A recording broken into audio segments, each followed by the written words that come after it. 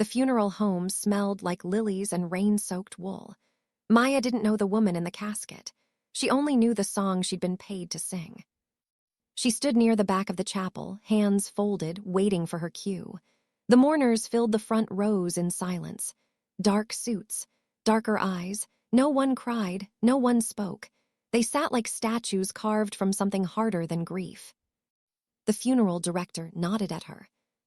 Maya stepped forward. Her voice filled the space before her body did.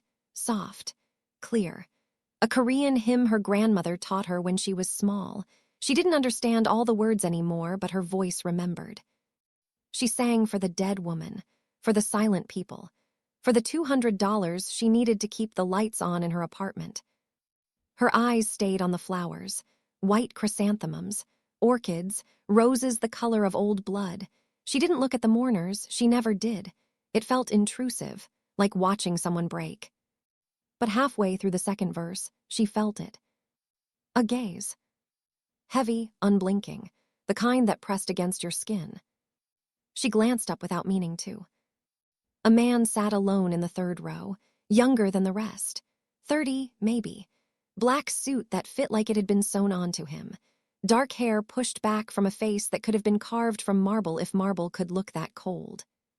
He wasn't crying. He was watching her. Not the way men usually watched her, not with interest or appraisal. This was different. He looked at her the way someone might look at a painting they'd been searching for, the way someone might look at a key. She finished the song, bowed, left through the side door. The funeral director handed her an envelope in the hallway.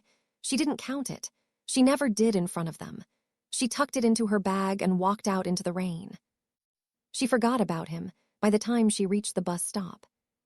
Maya worked 3 jobs, mornings at a cafe in Koreatown, afternoons teaching piano to kids whose parents wanted them cultured, evenings singing at weddings, funerals, private events, anything that paid. She lived in a studio above a dry cleaner. The place smelled like steam and chemicals, but the rent was cheap and the landlord didn't ask questions. She didn't have family in the city, didn't have time for friends. She had work. She had rent. She had a life that functioned because she kept moving. The cafe was busy that morning. She poured coffee, took orders, smiled when she was supposed to. Her manager liked her because she didn't complain and she didn't call in sick. She was wiping down a table near the window when the door opened. He walked in like he owned the place. The man from the funeral. Same black suit, same unreadable face. He moved through the cafe the way water moved through cracks. Smooth, inevitable. People stepped aside without realizing they were doing it. He sat at the counter. Maya's hands stilled on the rag.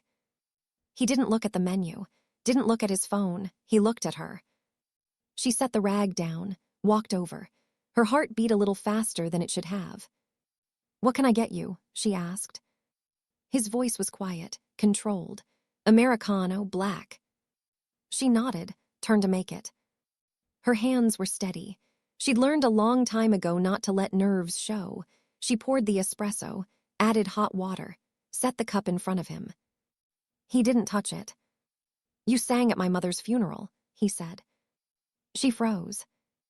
"I'm sorry for your loss," she said carefully. He tilted his head slightly. "You have a beautiful voice." "Thank you." "Do you sing often?" "When I'm hired." "Who hired you?" "The funeral director. I'm on a list." He nodded slowly, like he was filing that information away. "What's your name?" he asked. She hesitated. Giving her name felt like handing over something she couldn't get back. "Maya." "Maya," he repeated, like he was tasting it. He reached into his jacket. She tensed, but he only pulled out a business card, set it on the counter between them. The card was black, matte, no logo, just a phone number embossed in silver. "If you ever need anything," he said, "call that number." She stared at the card. "I don't understand." "You will." He stood, left a $100 bill on the counter, walked out. The coffee sat untouched. Maya threw the card away that night. She told herself it didn't matter. He was just another rich man who thought money bought everything. She didn't need his help. She didn't need anyone's help. But 3 days later, her landlord knocked on her door. "Rent's going up," he said. No preamble, no apology. 500 more a month starting next week. She felt the air leave her lungs. "You can't do that." "I just did." "That's illegal."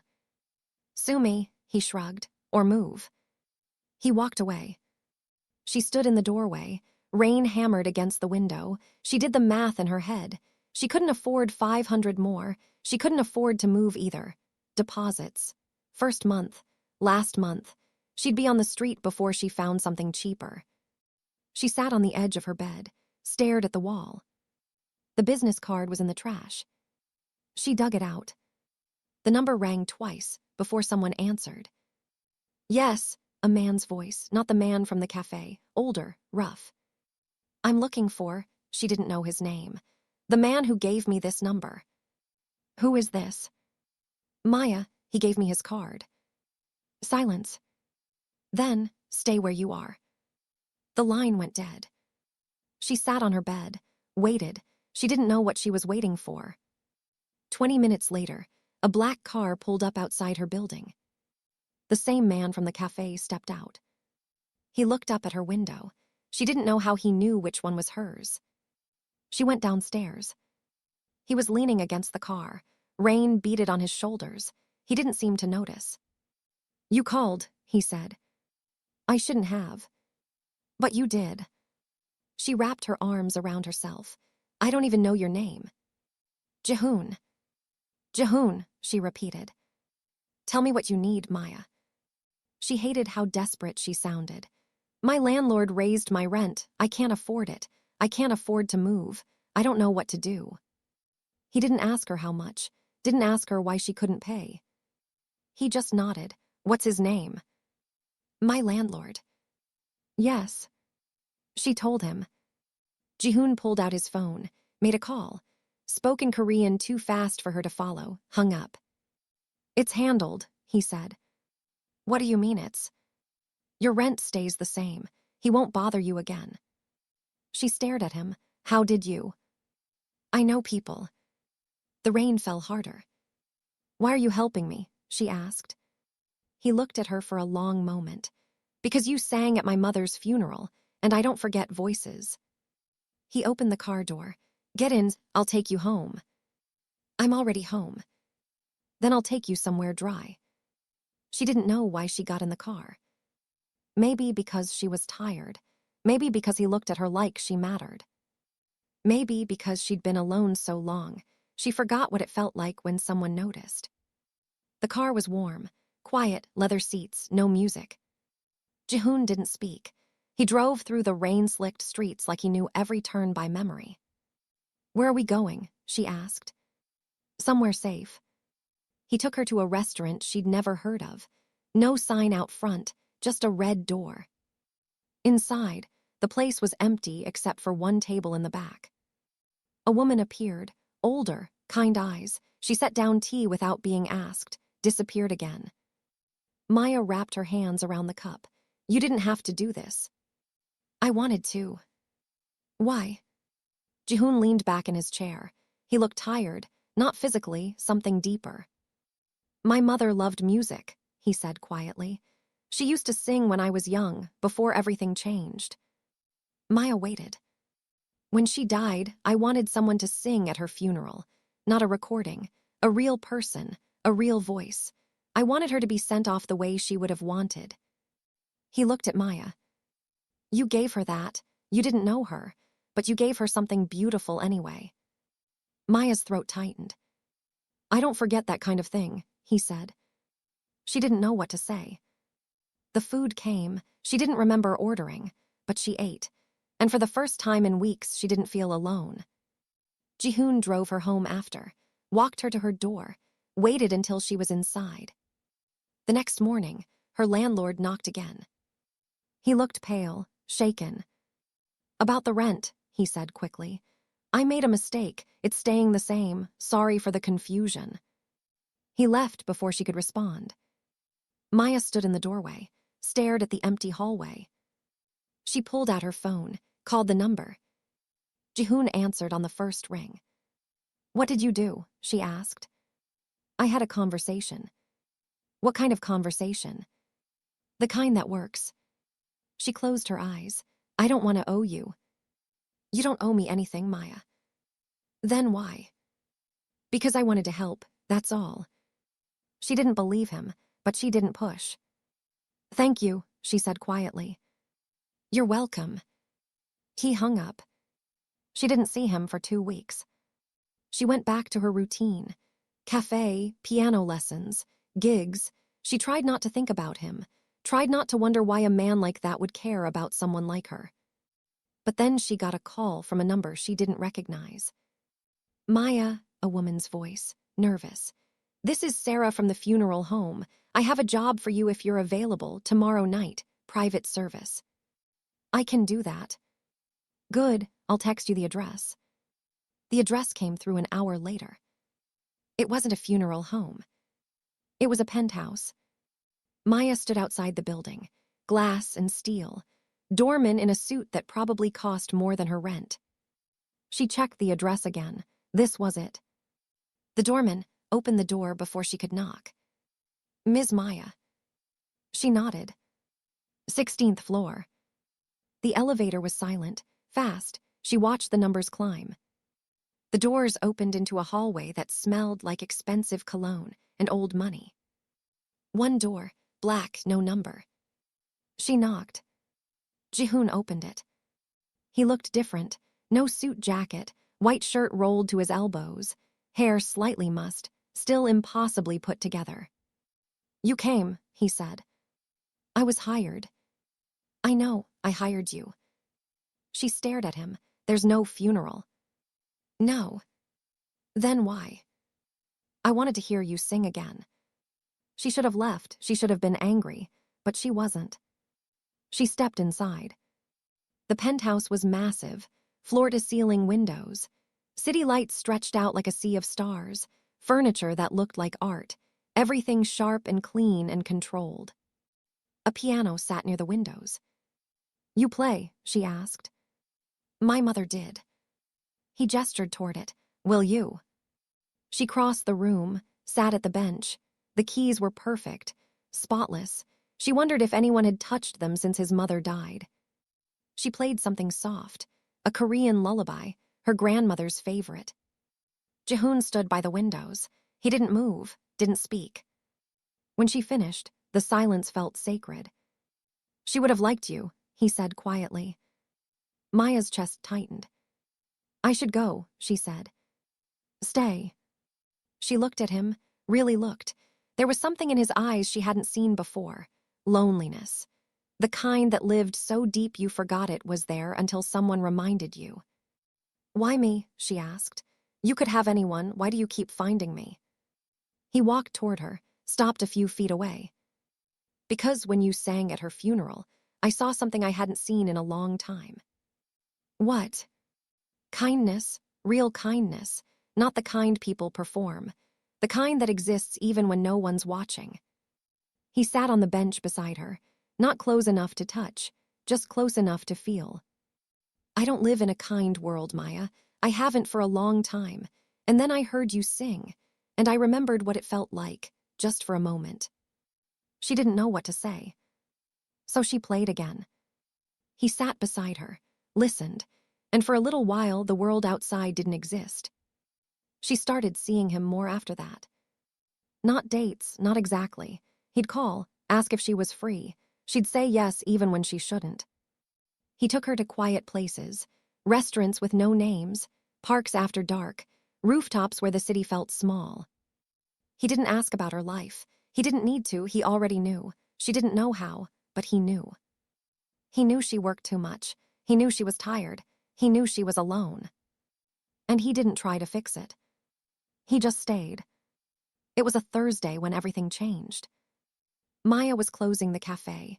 Late, the manager had already left. She was alone. She locked the register, wiped down the counters, turned off the lights. She stepped outside. 3 men were waiting. She knew before they moved, knew from the way they stood, the way they looked at her. Maya, one of them said. She didn't answer. We need you to come with us. Her heart slammed against her ribs. I don't know you. You know someone who knows us. She took a step back. They moved forward. We're not going to hurt you. We just need to talk. She didn't believe them. She ran. They were faster.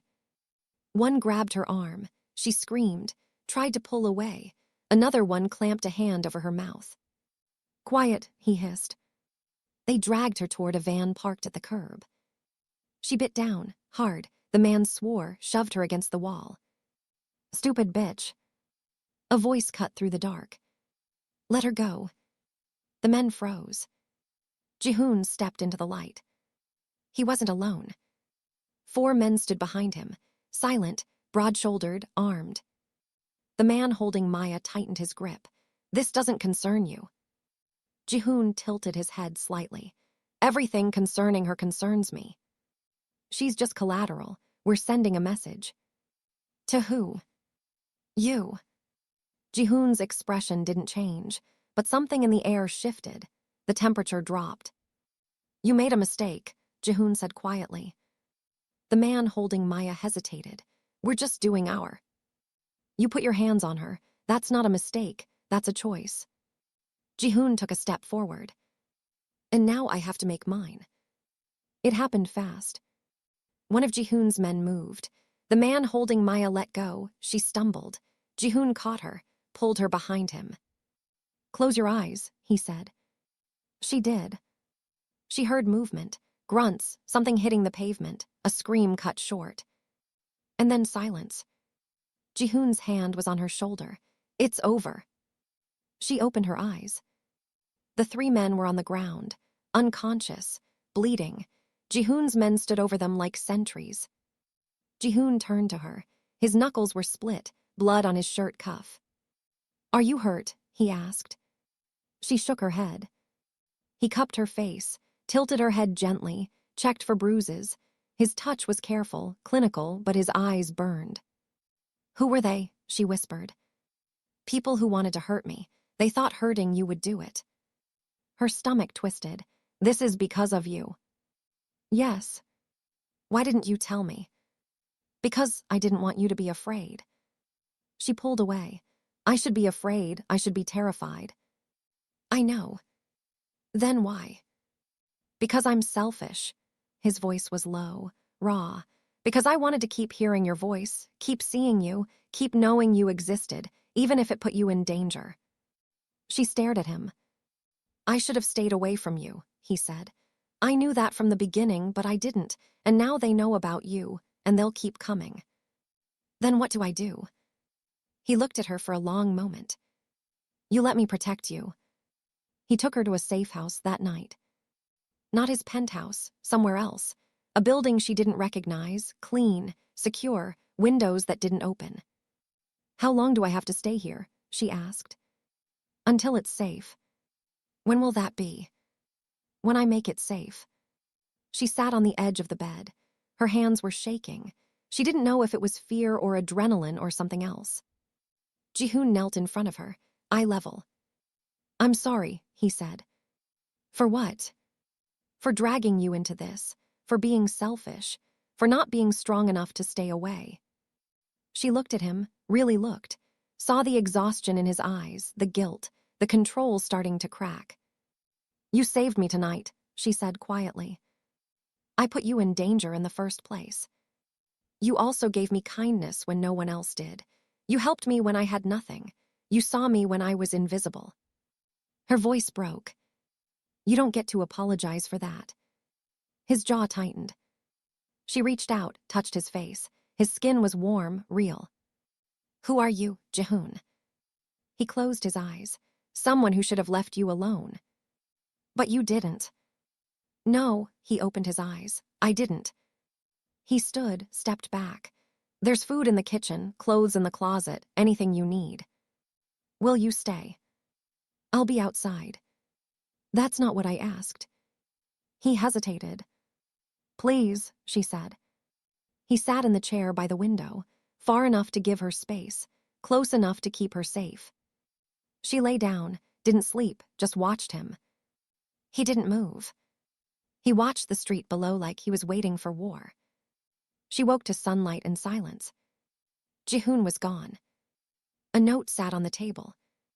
I'll be back tonight. Don't leave. Don't open the door. There's food. There's security. You're safe. She folded the note, tucked it into her pocket. The apartment felt like a cage. Clean, comfortable, but still a cage. She spent the day packing, thinking, trying to make sense of what her life had become. She didn't know who Jihoon really was, didn't know what he did, didn't know why people wanted to hurt him. But she knew what she saw. A man who moved through the world like a blade, a man people feared, a man who was gentle only with her. And she knew what she felt. She wasn't afraid of him.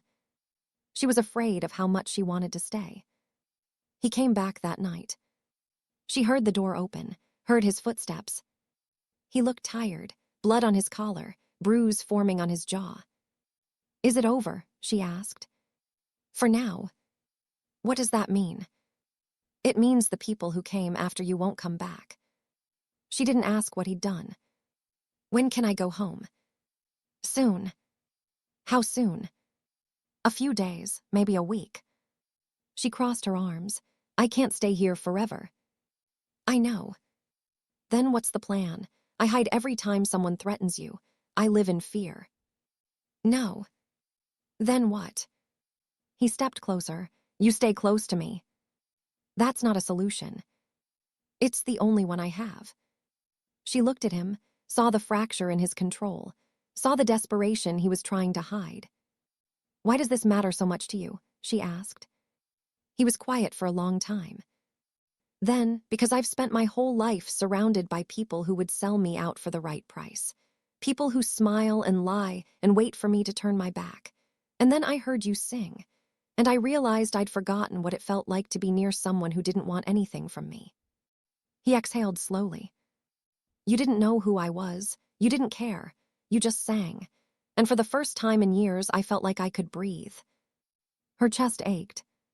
You can't keep me locked up to keep that feeling, she said gently. I know. Then let me go. I can't. Why? Because if I let you go, they'll find you, and I won't be there to stop them, and I'll have to live with that. He looked at her, really looked, like she was the only thing in the room. I'd rather you hate me than lose you. She didn't know what to say. So she stepped forward, closed the space between them. She rested her forehead against his chest. He went still. Then his arms came around her, careful, like she might break. I don't hate you, she whispered. You should. But I don't.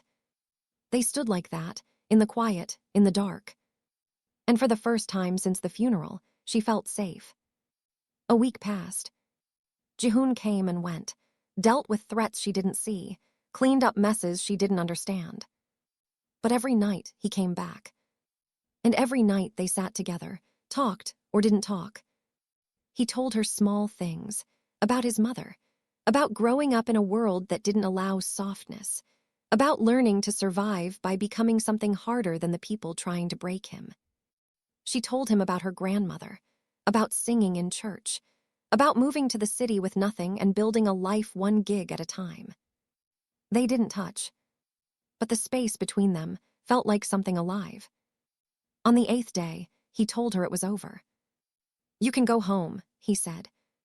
She felt relief, and something else, something that felt like loss. Just like that. Just like that. What about the people who? They're not a problem anymore. She didn't ask. He drove her home, walked her to her door. This is where we say goodbye, isn't it? She said. He looked at her.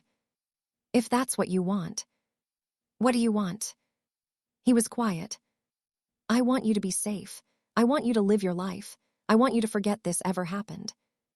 Do you really think I can do that? No. She smiled, sad, small. Then don't ask me to.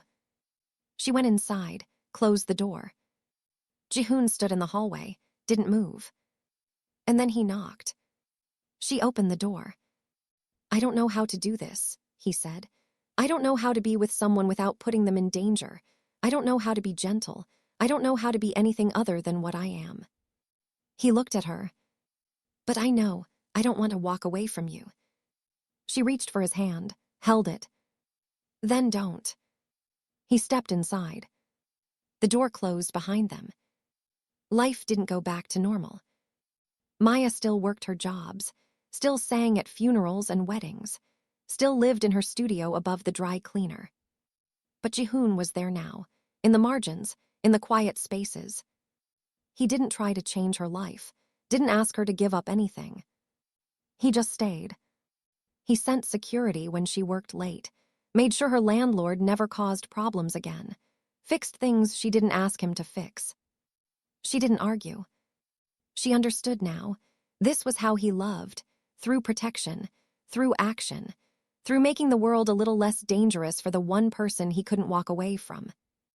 And she loved him for it. One night, he asked her to sing. They were in his penthouse, rain against the windows, city glowing below. She sat at the piano, played the same lullaby from the first night. He stood behind her, hands on her shoulders. My mother would have loved you, he said quietly. You've said that before. I know, but I need you to hear it. She stopped playing, turned to face him. I love you, she said. He closed his eyes, like the words hurt. I love you too. He kissed her, slow, careful, like she was something precious. And for the first time in her life, Maya felt like she belonged to something bigger than survival. She belonged to him. And he belonged to her. The threats didn't stop. People still came, still tried to use her to hurt him. But Jihoon was always there. Always watching, always waiting, always ready. He moved through the world like a blade, but with her, he was something softer. Something human. And Maya learned to live in that space. The space between danger and safety, between fear and love. She sang at his mother's grave, on the anniversary of her death. Jihoon stood beside her, silent, still. When she finished, he took her hand. Thank you, he said. For what? For reminding me what it feels like to be alive. She squeezed his hand. They walked through the cemetery, rain falling soft, the world quiet. And Maya realized something. She wasn't afraid anymore. Not of him, not of his world, not of what came next. Because the most dangerous man she'd ever met was also the safest place she'd ever known. And that was enough. Months passed. Then a year. Maya still sang, still worked, still lived her life. But she lived it beside him now. In the shadows, in the quiet, in the spaces where danger and love collided. He protected her, she softened him. They didn't talk about the future, didn't make promises they couldn't keep. They just existed, together. And every night, before she fell asleep, she heard him whisper the same thing. I won't let anything happen to you. She believed him. Because she'd learned something in the year since that funeral. Some men protected with words, with laws, with good intentions.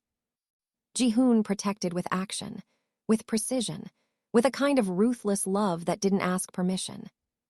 And she was safer with him than she'd ever been alone. One night, she woke to silence. Jihoon wasn't beside her. She found him in the living room, standing by the window, staring at the city. Can't sleep, she asked. Just thinking. She crossed the room, wrapped her arms around him from behind. About what? About how I got here, about what I've done, about whether I deserve you. She rested her cheek against his back. You saved me, Jihoon. I put you in danger. And then you pulled me out, over and over, that's what matters. He turned, looked down at her. I'll spend the rest of my life protecting you, he said. I know. And I'll never stop. I know. He kissed her forehead, her cheek, her lips. And Maya realized something she'd always known. She was safest the moment the most dangerous man noticed her. She was his. And he was hers. And nothing in the world could change that. Years later, She still sang at funerals, still took the jobs no one else wanted. But now she sang with a ring on her finger, with security outside, with a man who would burn the world down if anyone touched her. And every time she sang, she thought about that first funeral. The woman in the casket, the silent mourners, the man in the third row who watched her like she was something sacred. She thought about how one song changed everything, how one moment of kindness led to a lifetime of protection, how the most dangerous man in the city became the safest place she'd ever known. And she smiled, because she knew something most people didn't. Love wasn't always soft, wasn't always safe. Sometimes love was a blade, a shadow, a man who would kill to keep you alive. And that was exactly what she needed.